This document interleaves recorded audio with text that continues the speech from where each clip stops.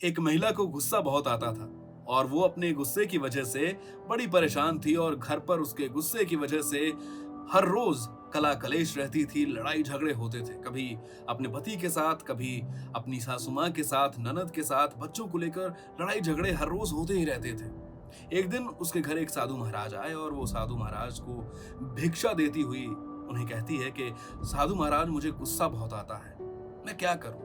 आप कुछ उपाय बताइए। तो साधु महाराज ने कहा कि चिंता मत करो बेटी।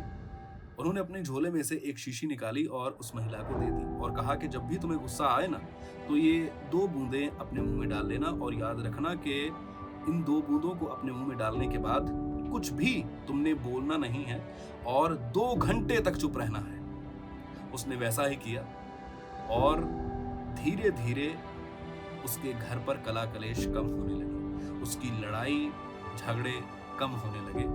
वो खुश हो गई कि अब मुझे गुस्सा कम आता है और उसके लड़ाई झगड़े बड़े कम होते हैं। लगभग 1 महीने बाद वो साधु महाराज दोबारा उसी घर पर भिक्षा मांगते हुए आए। तो वो महिला उस साधु महाराज से मिलती है और कहती है कि महाराज, आपने जो दवाई दी थी ना, वो काम कर गई।